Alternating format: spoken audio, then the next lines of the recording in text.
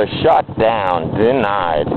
This is a university campus, and it's a really beautiful one. They got gorgeous trees and lakes, and it's nice.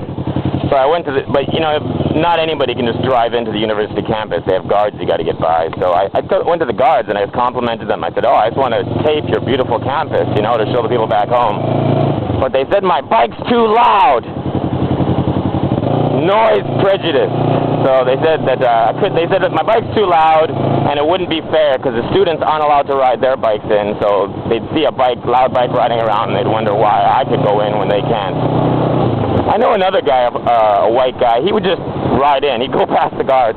They'd run and blow their whistles and wave their hands, and he'd just ignore them. They never once chased him. He would just ride in.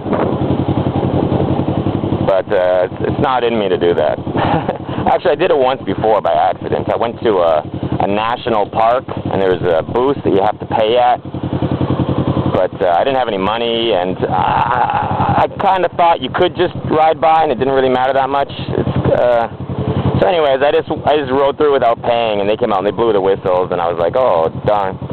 And then they actually did phone ahead that time, and I had police waiting for me. There was 2 police motorcycles, and they blocked off the road on either side. And at the time, that motorcycle, this was a few years ago, and at that time, motorcycles larger than 250cc were illegal in Taiwan. So my bike I was riding a big bike at that time too, and it was illegal. It was plateless, no license plate. So the police blocked off the roads to trap me in, and I slowed down as if I was going to stop, and then I just went around through their bikes. It was a little bit risky because I had my girlfriend at the time. She was in the back of the bike, and she almost she thought I was stopping, so she relaxed. And then as I'm about to stop, I gun it again, and she almost flipped off the back of the bike. That would have sucked. Here I am trying to do a getaway from the police, and I leave my girlfriend lying on the ground in front of them. Wouldn't have been that hard for them to track me down then, eh? But, yeah, since they won't let me into the university, I've got a hankering for some scenery now, so there's a Buddhist monastery fairly nearby. It's actually, it's a monastery/university. It's where Buddhist monks go to study, I guess, Buddhism. Not too far away, so I'm going to take you there and show you some beautiful Taiwanese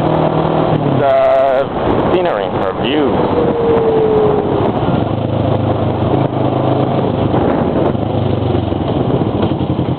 Okay, is there room for me to get through? It's always safest to go to the front, you know. I feel sorry for Americans or Canadians who aren't allowed to lane split, because it is the safest. Once you get cars parked in both lanes and you go in the middle, first of all, the second you go in the middle, you can't get rear-ended. I've seen many videos on the internet of people just stopped at a red light or stopped behind another car, and then a car comes up too fast, locks up its brakes, and slides into the back of the motorcycle. Horrible. But in Taiwan, there's not that much chance of that happening, because in general, there's already a car or two parked at the red light, and you just go cut in front of them and stop there. So you got a car that's already stopped behind you, working as a buffer.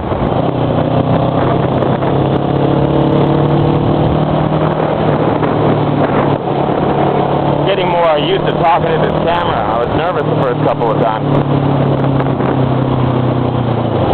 Okay, and we're here. Or almost there. This road is nice. Thin, but nice. A little bit of a wheelie there. Didn't want to do one, so actually the road wasn't straight. This is like a monastery in progress, I guess, or not a temple. A temple. I'm gonna have to. I personally think my bike's a bit too loud to be pulling into a monastery, but I'll just hold the clutch in, try to keep the RPMs down. It's not too loud, I'm pretty sure. Keep the RPMs as low as they can be.